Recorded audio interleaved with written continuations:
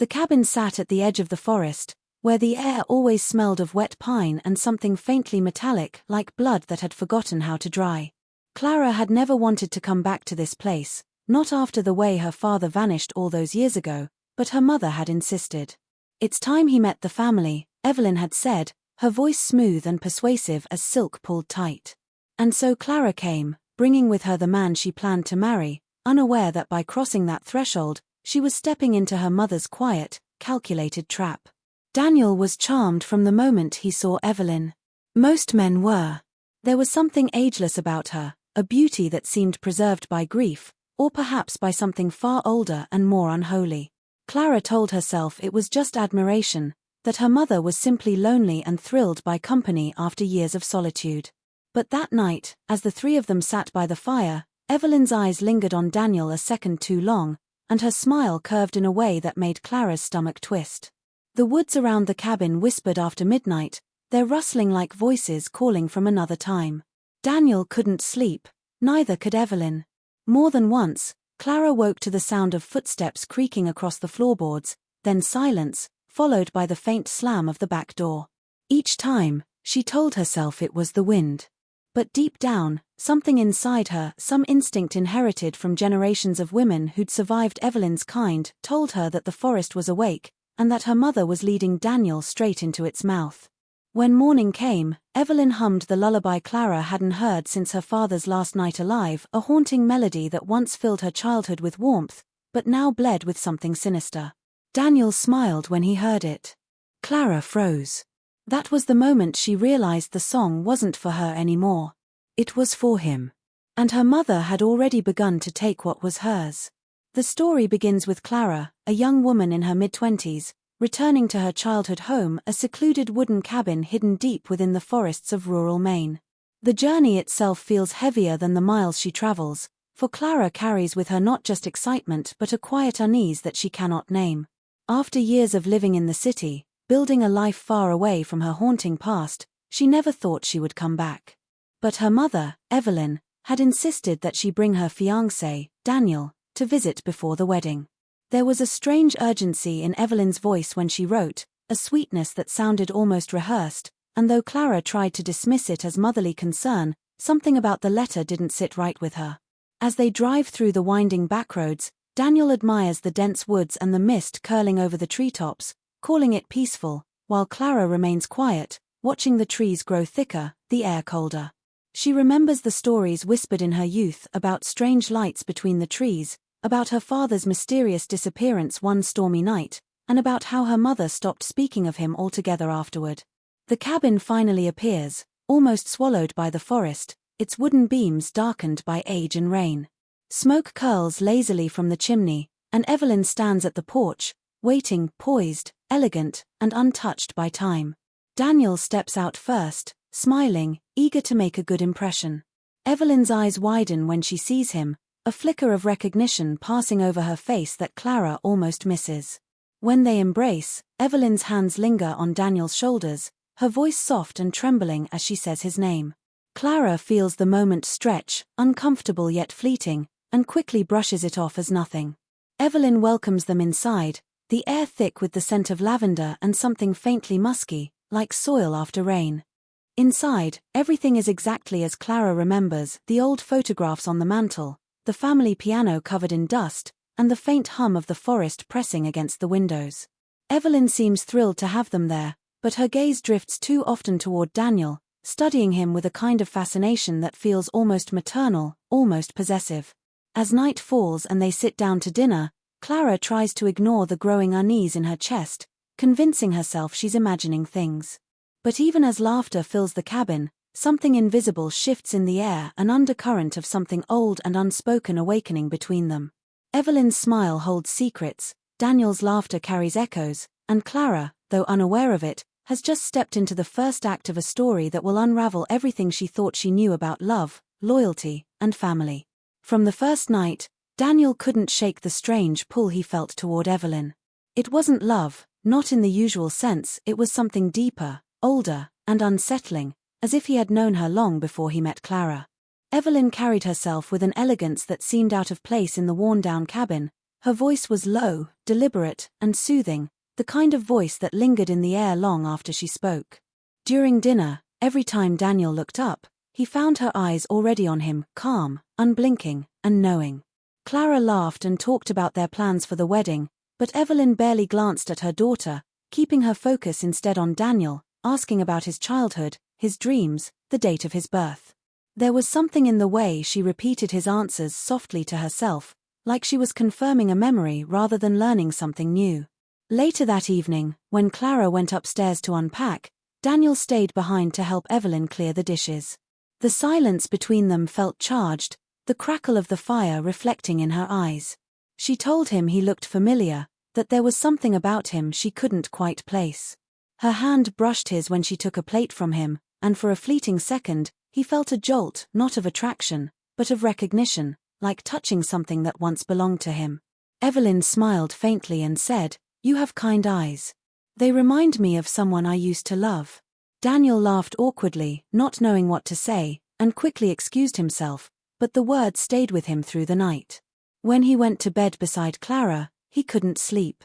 Every creak of the old house sounded alive, and through the thin walls, he could hear Evelyn humming a tune low and haunting, a melody that tugged at something buried deep in his mind. He closed his eyes and saw flashes, a storm, the woods, a woman's hand reaching for his. He woke in a sweat, his heart racing, but Clara slept soundly beside him. The next morning, Evelyn greeted him as if nothing had happened, her tone sweet, her smile patient. Yet the air between them had changed. He found himself watching her as she moved through the kitchen, every gesture deliberate, her hair pinned up the same way Clara had once described her late father liking it. Daniel didn't understand what was happening, only that he felt drawn to her in a way that both terrified and thrilled him. And somewhere deep within the walls of that house, something old and restless began to stir, feeding on his confusion, waiting for the moment when curiosity would lead him too far. As the days passed, Clara began to notice small, unsettling shifts in her mother's behavior, details that, at first, seemed harmless but gradually grew impossible to ignore. Evelyn had always been meticulous, elegant in a distant sort of way, but now she seemed to be imitating Clara. It started with something trivial, Evelyn asking to borrow Clara's favorite perfume, claiming it reminded her of happier times. A day later, Clara noticed the same scent lingering in the hallway outside her mother's room.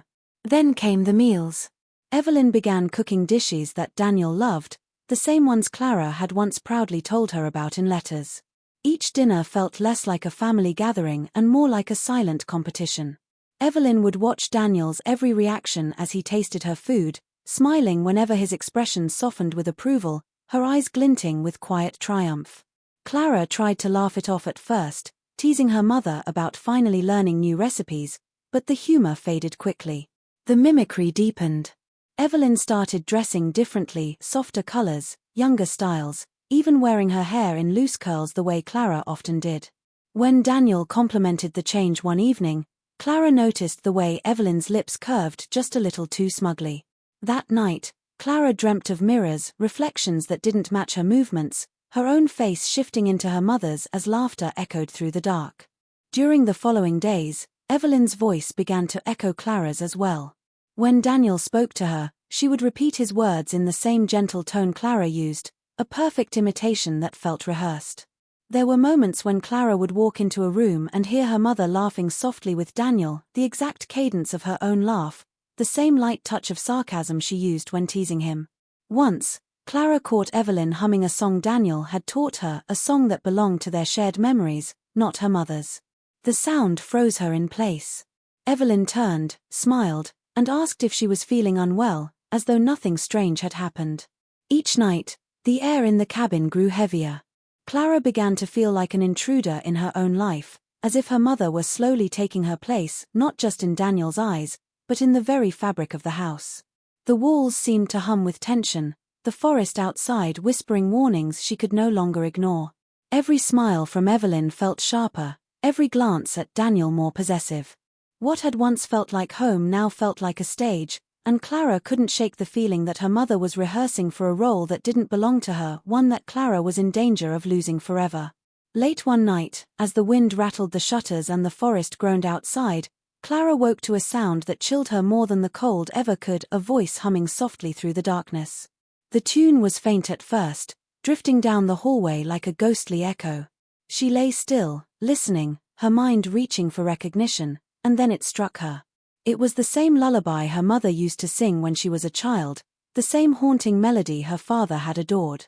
But the song didn't sound tender now, it sounded wrong, almost mournful, as if each note was being pulled from a memory that refused to die. Clara sat up, her heartbeat quickening, and realized the voice wasn't coming from her mother's room. It was coming from downstairs, from the living room, where Daniel had fallen asleep earlier that evening. For a moment, she told herself not to move, that she was imagining it. But curiosity overpowered caution.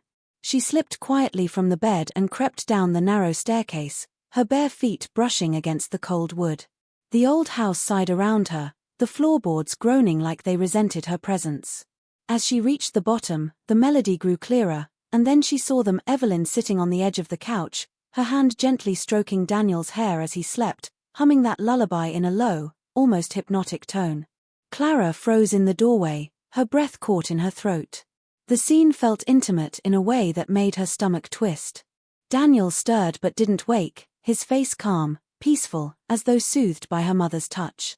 Evelyn's eyes flicked toward Clara for only a second, enough to let her know she was aware of being watched, yet she didn't stop humming.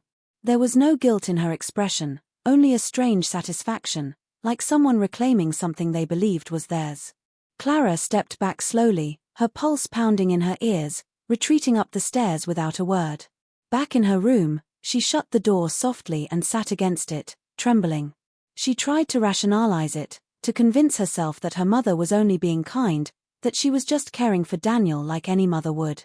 But the tune still lingered in her head, heavy and haunting, a song meant for her father that had somehow found its way to her fiancé.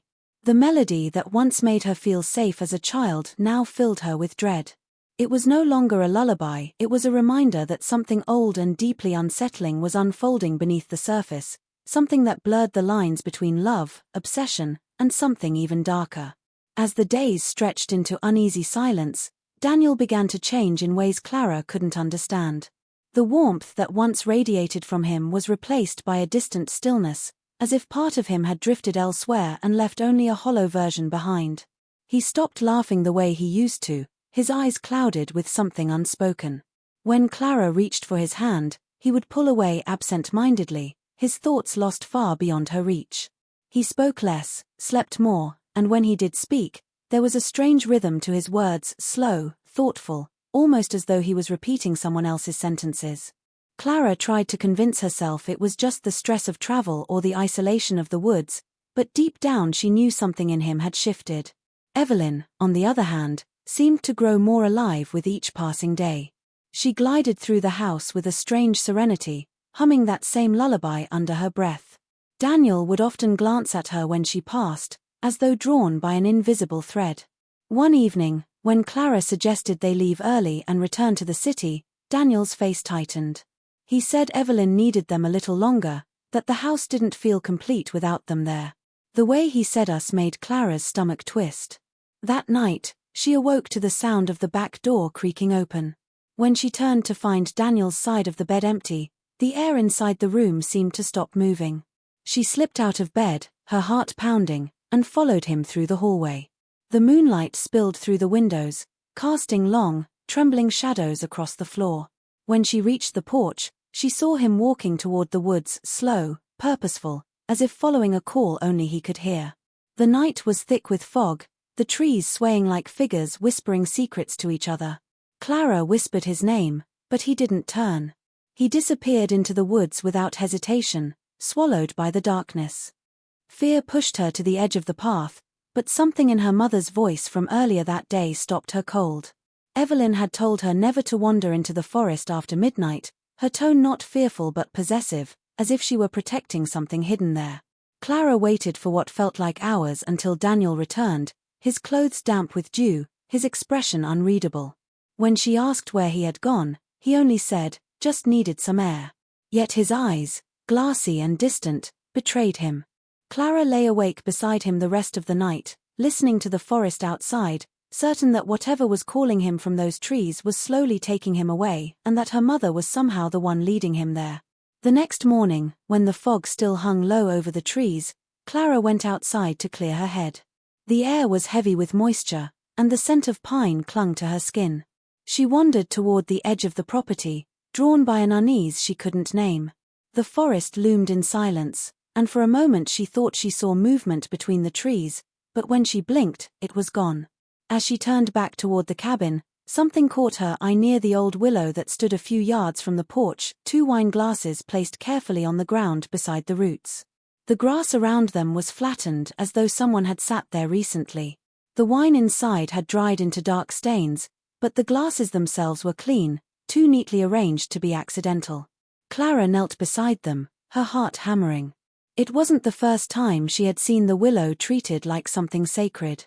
When she was a child, her parents had once brought her here on a quiet summer night, carrying a small wooden box. They told her it was a family ritual, something meant to honor the past. Her father had buried the box beneath that same willow, whispering words she hadn't understood, and her mother had wept silently beside him. Clara had never asked what was inside. A few weeks later, her father vanished, and Evelyn never spoke of the tree again. Now, standing there years later, seeing the glasses and the faint impression of 2 people sitting together, she felt that same childhood dread return like a cold wind. She picked up one of the glasses and noticed faint lipstick on the rim, a deep shade of red her mother always wore. A chill ran through her when she remembered Daniel had gone missing again the night before. She could almost picture them sitting there, side by side, drinking under the moonlight, whispering things not meant for her to hear. The thought made her stomach tighten with nausea. When she confronted Evelyn later that morning, her mother's expression was calm, almost amused. She claimed she'd spent the evening reading in her room, denying any knowledge of the glasses or the marks in the grass. Her tone was so steady that Clara almost doubted herself, but then Evelyn smiled in that quiet, knowing way that made the lie feel deliberate. That night, Clara dreamed of the willow again, of her father standing beside it, calling her name, his hand reaching out before fading into the mist. When she awoke, she could still hear the faint echo of a voice, distant yet familiar, whispering from somewhere deep beneath the roots. The tree was no longer just a memory, it had become a warning, and Clara knew whatever secret her parents had buried there was beginning to surface again. The following afternoon, Clara visited Mrs. Hawthorne, the elderly neighbor who lived across the creek. She had known Evelyn since before Clara was born and was one of the few people who still dared to visit the cabin after her father's disappearance. The old woman's house smelled of cedar and old paper, its walls lined with framed photographs that seemed to watch Clara as she spoke. She told Mrs. Hawthorne about Daniel's strange behavior, about the wine glasses near the willow, about the feeling that something wasn't right. The old woman listened quietly, her wrinkled hands folded neatly in her lap, her eyes dark with something that looked like pity.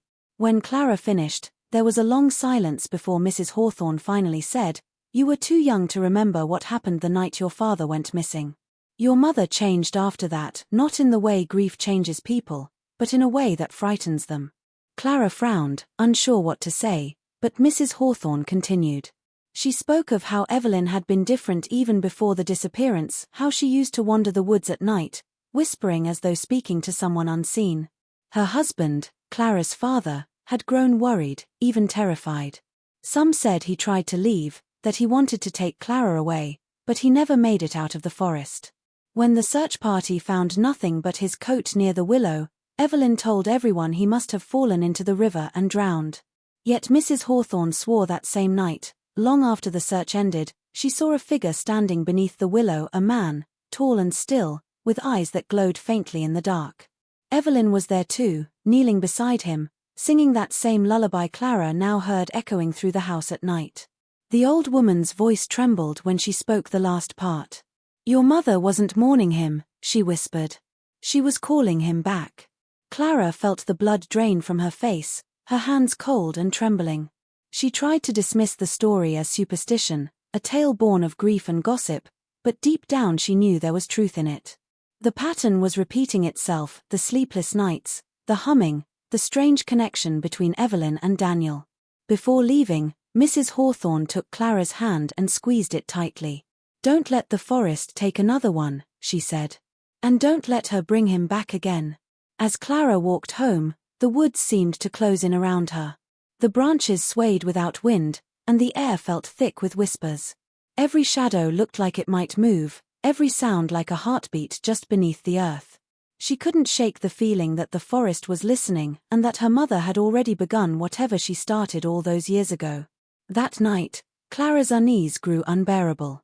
Daniel had been quiet all evening, avoiding her eyes, answering her questions with distracted murmurs. Evelyn, in contrast, seemed calm and radiant, humming softly as she moved about the house, her every motion deliberate and graceful. The atmosphere felt thick, almost oppressive, as if the air itself were watching. When Clara finally went to bed, she lay awake for hours, staring at the ceiling, listening to the creaks and sighs of the old cabin. Sometime past midnight, she heard the faint crunch of footsteps outside her window. Her heart stilled. The sound came again, slow, steady, moving toward the woods. She rose silently, pulling on her shawl and slipping out of the room. The air outside was sharp and cold, carrying the scent of damp earth and pine. A pale fog stretched across the ground, glowing faintly under the moonlight. Clara saw Daniel walking down the path toward the willow, his figure outlined against the trees. He wasn't alone. Evelyn followed a few paces behind, her white nightgown almost luminescent against the darkness. Clara's breath caught in her throat. She moved quietly through the grass, keeping her distance but close enough to hear the faint murmur of their voices. When they reached the clearing by the willow, Evelyn placed a hand on Daniel's cheek. Her tone was low and intimate, filled with a tenderness that made Clara's skin crawl. She couldn't make out every word, but she heard phrases that froze her blood. "You came back to me. I waited so long," the forest remembered. Daniel's voice trembled when he answered, his words fragmented, as though he were caught between confusion and surrender. Evelyn leaned closer, whispering something that made him nod, and then she began to hum the lullaby. The sound seemed to pulse through the air, weaving around them, binding them in its rhythm. Clara stepped closer, the earth cold beneath her bare feet, and for a moment, the fog parted just enough for her to see their faces clearly. Daniel's eyes were closed, his expression peaceful, entranced. Evelyn's gaze was fixed on him, her smile filled with something that wasn't love but possession, the satisfaction of reclaiming what had once been hers.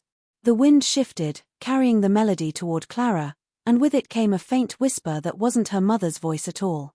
It was her father's, soft, distant, and filled with warning. The sound jolted her, breaking the spell of stillness that held her frozen. Evelyn suddenly turned her head, her eyes meeting Clara's through the mist, and for a heartbeat, her expression changed, not to guilt or fear, but to something almost triumphant, as if she had been expecting her all along. The next morning, Clara confronted her mother, her voice trembling with a mixture of anger and disbelief. Evelyn sat calmly at the breakfast table, sipping her tea as if nothing unusual had happened the night before. Sunlight filtered through the curtains, but it felt weak and pale, unable to reach the corners of the room. Clara demanded to know what she had seen, demanded the truth about the midnight meeting in the woods, about the lullaby, about Daniel's strange behavior. Evelyn looked up slowly, her expression unreadable, and then set her teacup down with deliberate care. "You saw what you were meant to see," she said softly. "You've always been part of it, Clara. You just don't remember." Her words sent a chill down Clara's spine. She accused her mother of manipulating Daniel, of trying to destroy their relationship, but Evelyn only smiled, a thin, knowing smile that didn't reach her eyes. "You think I want to take him from you," she said. "But he was never truly yours." Her tone carried a kind of sadness that felt rehearsed, almost theatrical. When Clara pressed her, demanding an explanation, Evelyn rose from her chair and walked toward the window, her gaze fixed on the forest beyond. "He isn't who you think he is," she whispered. "He's mine. He's always been mine." The words didn't make sense, but Evelyn continued, her voice steady and eerily calm. She spoke of Clara's father, how she had loved him beyond reason, how his death had left something broken inside her. But she insisted that he hadn't really died, not in the way others believed. She had found a way to call him back, she said, to draw his soul through the veil of death into another vessel.